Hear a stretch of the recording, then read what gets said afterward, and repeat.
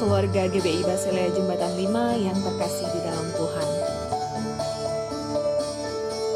Mari membawa persembahan dan perpuluhan yang dapat dikirim ke rekening gereja atas nama GBI Basilea Jembatan 5 dengan nomor rekening BCA 028993977. Untuk persembahan pembangunan rumah Tuhan, jemaat dapat mentransfer persembahan ke nomor rekening 028 333 4977 BCA atas nama GBI Basilea Jembatan 5. Apabila saudara ingin memberikan persembahan secara langsung, saudara dapat datang ke gereja setiap hari Selasa sampai Sabtu jam 9 sampai jam 5 sore dan memasukkan ke dalam amplop persembahan perpuluhan yang telah disediakan oleh gereja.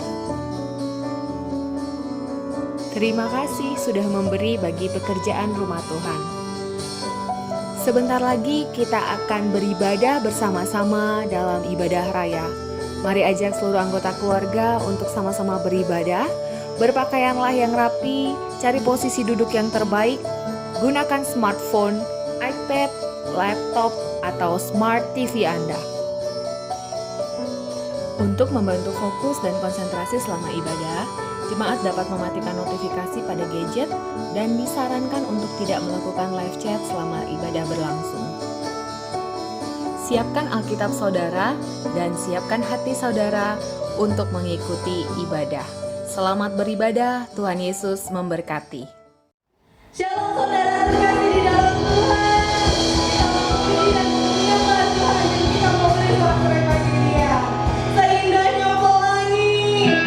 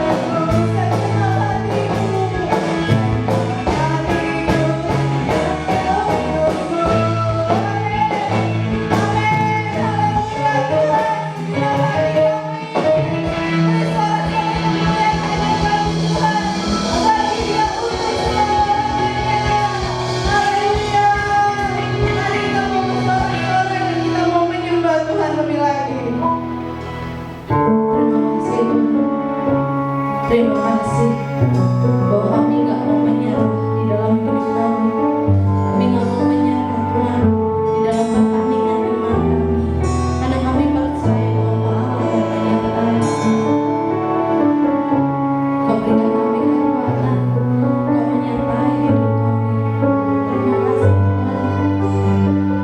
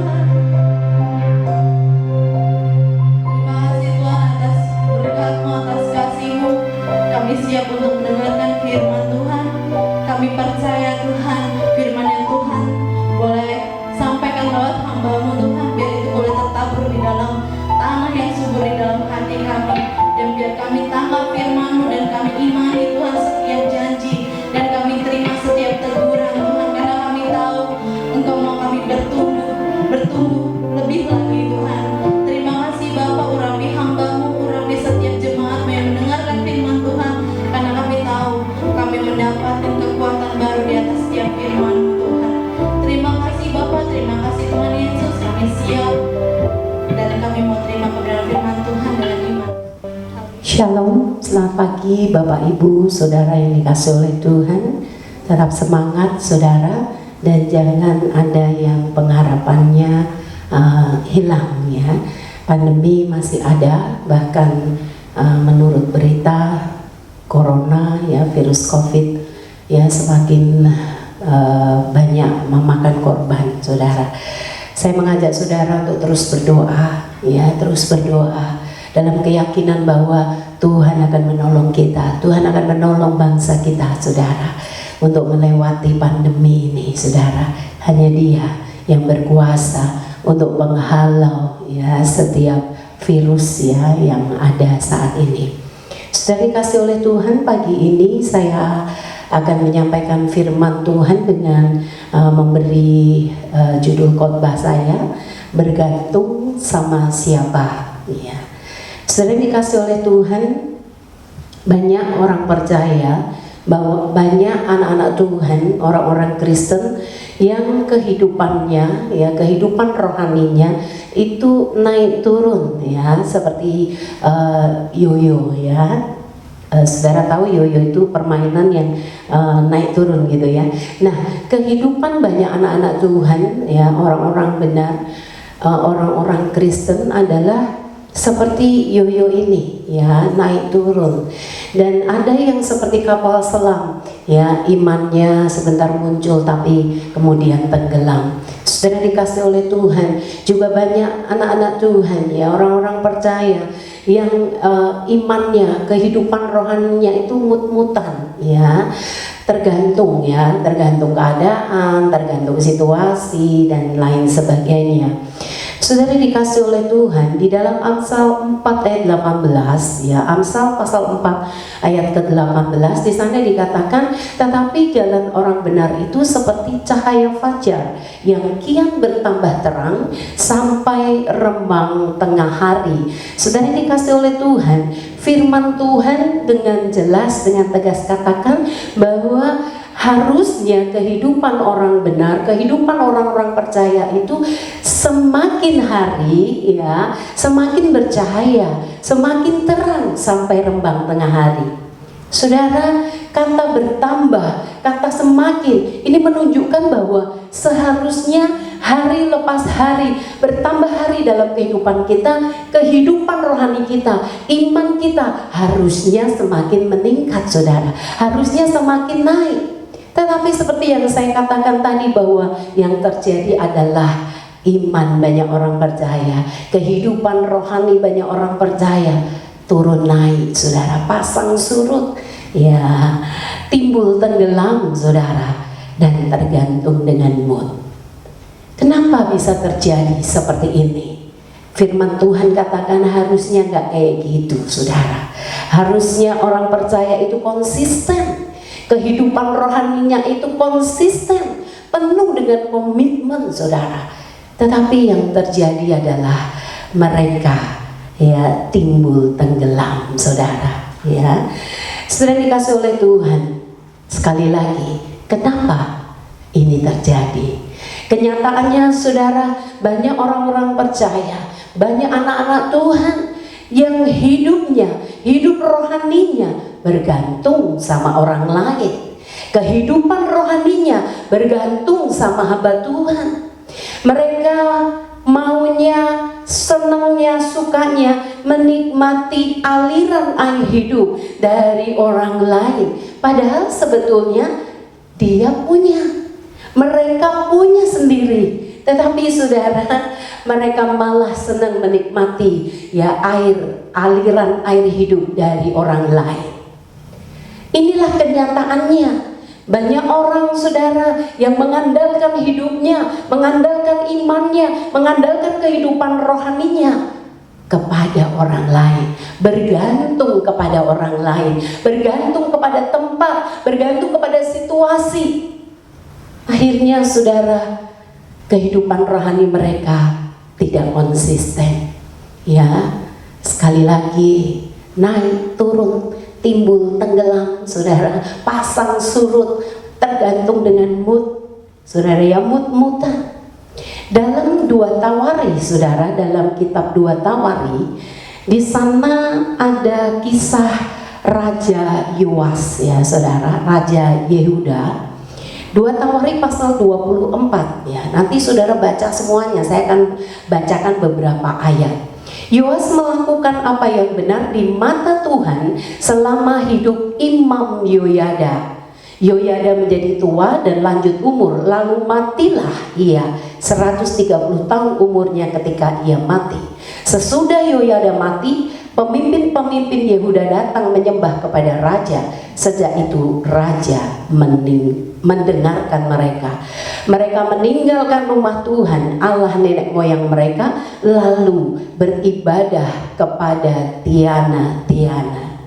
Saudara dikasih oleh Tuhan, Raja Yoas menggantungkan imannya, menggantungkan kehidupan rohaninya kepada Imam Yoyada. Maka firman Tuhan ya yang tadi sudah sama-sama kita dengarkan, bahwa setelah Imam Yoyada mati, setelah Imam Yoyada meninggal saudara, maka Raja Yoas berpaling. Kehidupan rohani Raja Yoas turun drastis saudara, sehingga dia terbujuk ya dengan pemimpin-pemimpin Yehuda saat itu untuk menyembah Allah lain, meninggalkan Allah yang sesungguhnya. Saudara, inilah kehidupan orang yang imannya, hidup rohaninya bergantung sama orang lain. Lalu kalau saudara ingat kisah Raja Daud saudara, maka Raja Saul dan Daud, maka saudara lihat saat Raja Saul kerasukannya saudara, kerasukan setan saudara, dia panggil Daud saudara. Kenapa?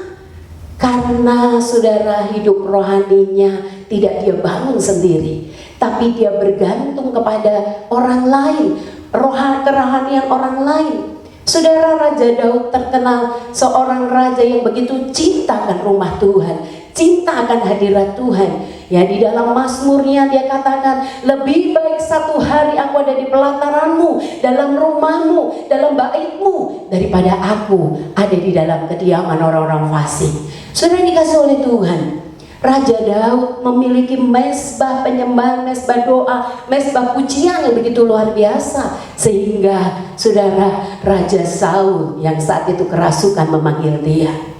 Saudara, ini adalah beberapa contoh ya orang-orang yang kerohaniannya, imannya bergantung kepada orang lain. Kita akan melihat lebih jauh saudara kisah Abraham dan Lot. Di dalam kitab Kejadian saudara, kitab Kejadian 12 ya, di sana adalah panggilan Abraham ya, Tuhan. Kejadian 12 ayat 1 sampai 4 itu adalah panggilan Allah kepada Abraham, panggilan Tuhan kepada Abraham. Dan selanjutnya saudara Kejadian 12 ayat 7 sampai 8 sampai Kejadian 3 dan Kejadian 13 ayat 18. Di sana dikatakan bahwa ketika Tuhan menampakkan diri kepada Abraham ya dan berfirman, aku akan memberikan negeri ini kepada keturunanmu, maka didirikan oleh Abraham mezbah bagi Tuhan. Lalu selanjutnya saudara, kemudian Abraham pindah dari situ ke pegunungan di sebelah timur Betel. Lalu Abraham memasang kemahnya, dan di Betel itu firman Tuhan katakan lagi, lalu Abraham mendirikan di situ mezbah bagi Tuhan dan memanggil nama Tuhan. Lalu saudara, di pasal yang sama ayat selanjutnya di situ dikatakan Abraham memindahkan kemahnya lagi, menetap di dekat pohon-pohon tarbanting di Mamre, dekat Hebron. Lalu firman Tuhan katakan, lalu didirikannya lah mezbah di situ bagi Tuhan. Saudara, Abraham saudara adalah seorang yang senang membuat mezbah bagi Tuhan. Abraham adalah seorang pembangun mezbah. Dimanapun dia berada, ya, dia selalu membangun mezbah. Ya. Dikatakan di sana mezbah itu dia panggil nama Tuhan. Dalam mezbah itu dia berdoa kepada Tuhan. Dalam mezbah itu dia menantikan Tuhan. Dalam mezbah itu dia menerima janji Tuhan. Dalam mezbah itu Abraham terus dikuatkan dan dikuatkan. Saudara yang dikasih oleh Tuhan, inilah kehidupan Abraham. Lalu saudara, kita melihat bahwa dalam Kejadian 13, Lot keponakannya dikatakan Lot ikut bersama-sama dengan Abraham. Lot adalah keponakan dari Bapak Abraham, saudara, dan dia ikut, dia numpang ya sama Abraham. Apa yang terjadi dengan Lot? Lot pun kecipratan berkat Abraham, saudara. Di dalam kitab Kejadian, dalam kisah ini Kejadian 13, saudara akan melihat di sana bahwa Abraham dan Lot sama-sama diberkati dengan melimpah. Ternak Lot bertambah, ya, kekayaan harta milik Lot bertambah. Dan pada akhirnya saudara, mereka harus berpisah. Kenapa? Karena lahan sudah nggak cukup lagi ya untuk memberi makan kambing domba ternak-ternaknya, saudara. Sudah dikasih oleh Tuhan. Lot yang saat itu numpang sama Abraham, ya, bergantung hidup sama Abraham, diberkati, saudara, ya, kekayaan melimpah. Tapi saudara, mari kita melihat pada saat mereka berpisah, apa yang terjadi, saudara. Seorang pembuat mezbah seperti Abraham, ya, dimanapun dia berada, saudara, maka dia tidak takut. Masalah apapun yang harus dia hadapi, tidak takut, saudara. Dan semua latar belakang kehidupannya itu juga bukan masalah buat dia, si pembuat mezbah yang senang membuat mezbah. Tetapi apa yang terjadi kepada Lot, saudara? Alkitab mengatakan bahwa Lot mengalami, ya, Kejadian 19, saudara, ya, saudara, di sana Lot mengalami dua peristiwa yang luar biasa, ya. Dia ditawan oleh Kedorlaomer, saudara. Lalu Abraham menolong membebaskannya. Lalu dalam Kejadian 19 di sana, ya, ayat 29, saudara, saat Tuhan hendak membakar, ya, menunggangbalikan Sodom dan Gomora, dan saat itu Lot tinggal di daerah Sodom. Maka saudara, Tuhan ingat kepada Abraham, si pembuat mezbah, ya, dia ingat dan dia katakan, masa hal ini aku sembunyikan dari sahabatku Abraham. Saudara, yang terjadi kepada Lot yang hanya numpang sama Abraham, saudara, kecipratan berkat sih, tetapi kita melihat saat Tuhan, ya, membakar dengan api, ya, api belerang Sodom dan Gomora, maka Lot yang saat itu datang, ya, masuk ke kota Sodom dengan kekayaan yang begitu besar, kaya raya, saudara, maka yang terjadi adalah dia keluar dari sana dengan tidak membawa apa-apa. Sudah dikasih oleh Tuhan. Inilah kehidupan Lot yang hanya ikut Abraham, numpang sama Abraham, hidupnya bergantung sama Abraham saat itu. Hidupnya dia gantungkan, kehidupan rohani pun, ya, dia gantungkan kepada Abraham. Setelah berpisah, saudara, apa yang terjadi?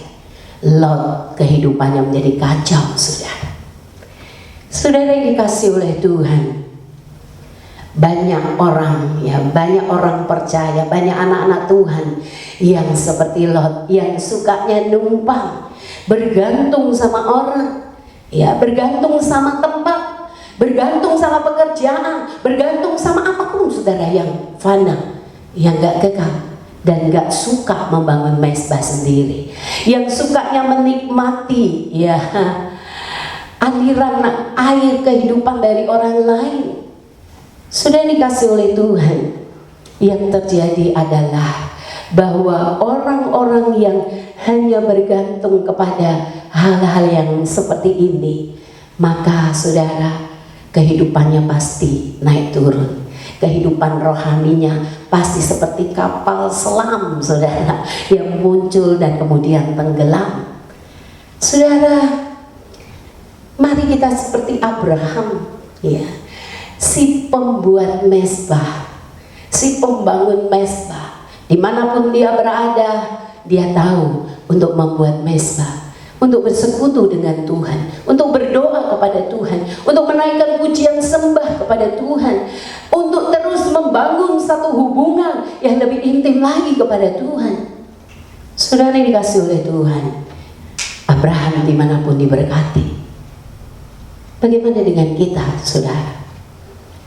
Saya mau ingatkan ada dua hal yang seringkali menjadi penghalang besar ya untuk kita ya membangun mesbah sendiri, ya menikmati sumur sendiri, aliran air hidup itu sendiri, karena kita juga punya, saudara. Banyak orang ya senang numpang, senang bergantung sama orang, ya kehidupan rohaninya bergantung sama hamba Tuhan, bergantung sama orang, bergantung sama tempat, bergantung sama apapun, saudara, di dunia ini. Kenapa, saudara? Yang pertama, karena banyak orang yang maunya ya, yang punya mental instant mentality. Saudara, maunya instan, maunya cepat, nggak mau susah, nggak mau repot, saudara. Bangun mesbah itu nggak gampang. Bangun mesbah itu perlu komitmen, perlu kedisiplinan, perlu konsisten, dan itu nggak mudah, itu merepotkan, itu menyusahkan. Dan celakanya, saudara, banyak anak-anak Tuhan, orang-orang percaya yang sukanya cepat, yang sukanya nggak mau susah, nggak mau repot, saudara. Banyak yang malas, saudara. Itulah penghalang terbesar. Ya, itulah sebabnya banyak orang percaya ya yang maunya numpang aja. Ya, saudara, kalau baca firman itu ngantuk, ya baca firman itu aduh nggak sempet, banyak baca firman udah capek, nggak mau repot, ya nggak mau susah, saudara, sehingga senangnya ya udahlah denger khotbah aja cukup, apalagi kalau khotbah hamba-hamba Tuhan yang diurapi Tuhan yang luar biasa ya gitu.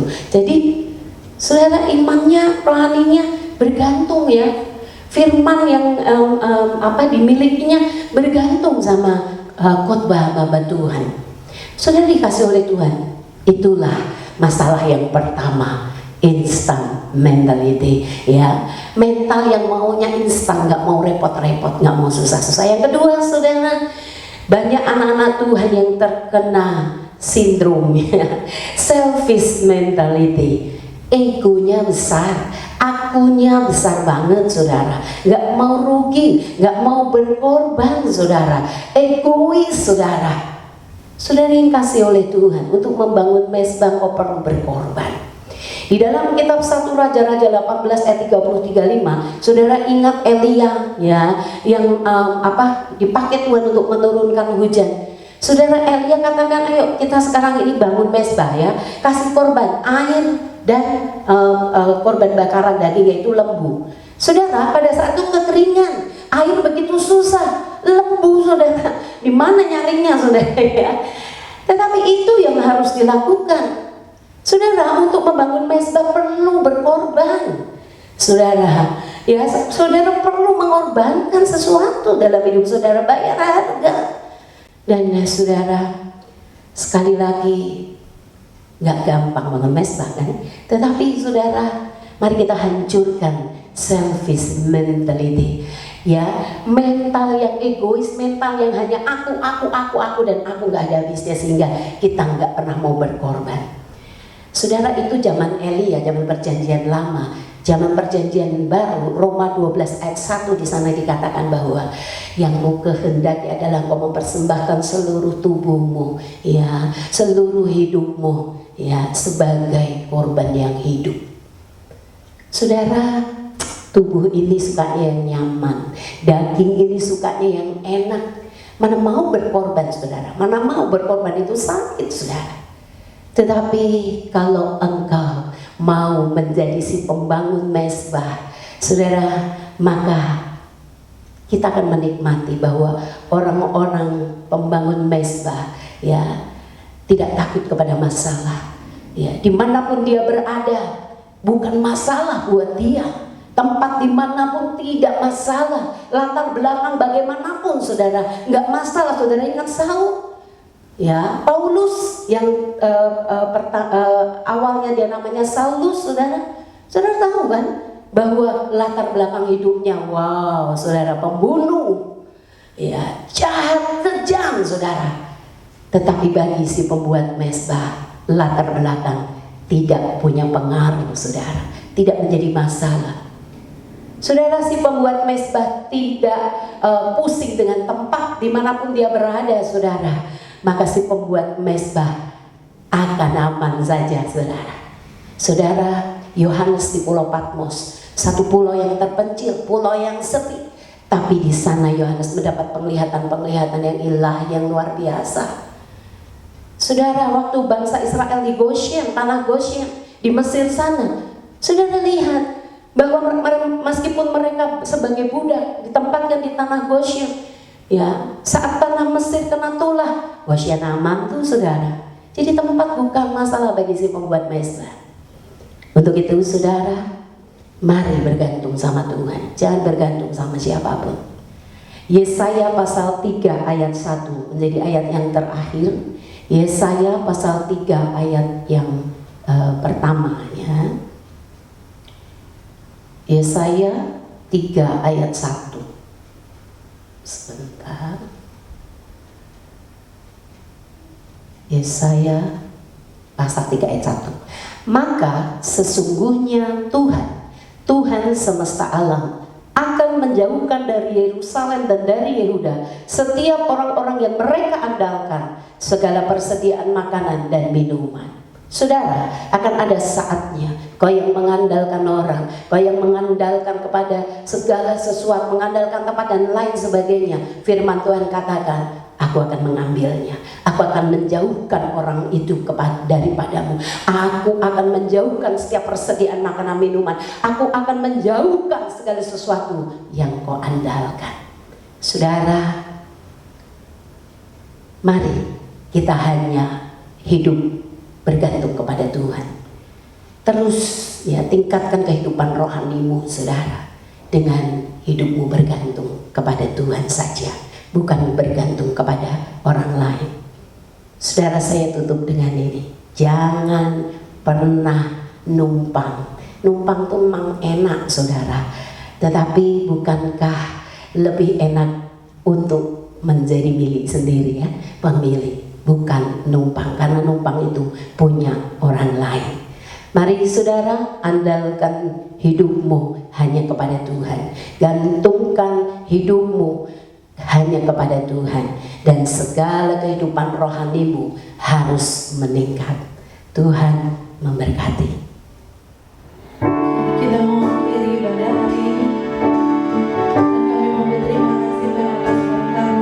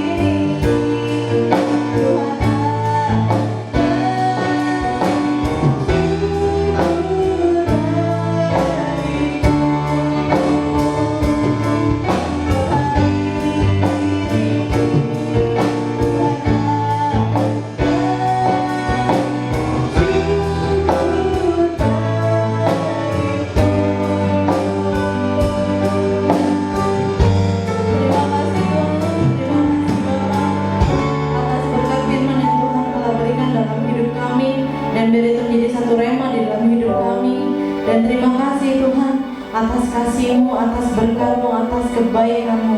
Tuhan, terima kasih Tuhan, urapi hamba-Mu yang telah menyampaikan kebenaran firman Tuhan. Kami percaya Tuhan, bahwa apa yang Tuhan sampaikan lewat lidah bibirnya itu bisa menjadi berkat buat kami Tuhan.